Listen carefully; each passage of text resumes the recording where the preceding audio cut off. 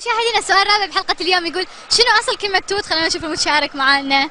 المشارك هاي شلونك؟ زين. أخبارك؟ تمام مبسوط. مبسوط؟ إن شاء الله دوم. انت ايش فخدك؟ انا من الكويت، انا كويتي. والنعم. إنزين أكيد كويس. اي اكيد. شو اسمك؟ محمد مقبول. على شحم.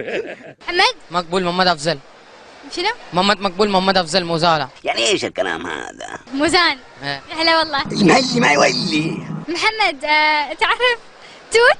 وات از ذات؟ انا تعبت يا قطعة ايدها ما تقلبش فيها بتبت فجأة. توت. توت ستروبري. ستروبري.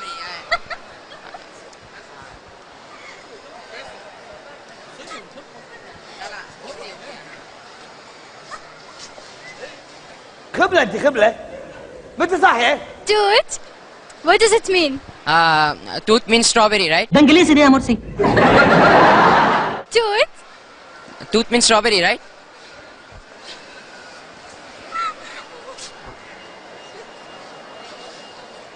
أنا في حاجة غلط ولا إيه؟ إنزين ما يعرف توت شنو أصل الكلمة؟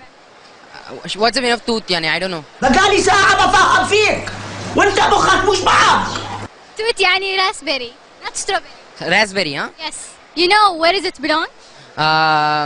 raspberry is mostly in India. ولا انت حمار ولا انت فاهم حاجة، عمال اقول لك بالصبح. إنديا كلمة هندية. اوكي ثانك يو سويتوا فيني. ها هلا يس. It is belonging India mostly state of Bombay. مسختها. بومبي بعد بومبي يعني هو مو بس بالهند ببومبي. اوكي ثانك يو برادر محمد. بومبي لا وانا اقول ستروبري. بومبي لا أنا سويت فيني فيصل. أنت اللي بتموتي في قلة الأدب. من كثر ما ضحكت والله عيني دمعت. يا ضنايا. لو انا اقول ستروبري صدق عاد كويتي؟ نكذب يقول انا كويت. هفت لايمة حتى هفت لايمة.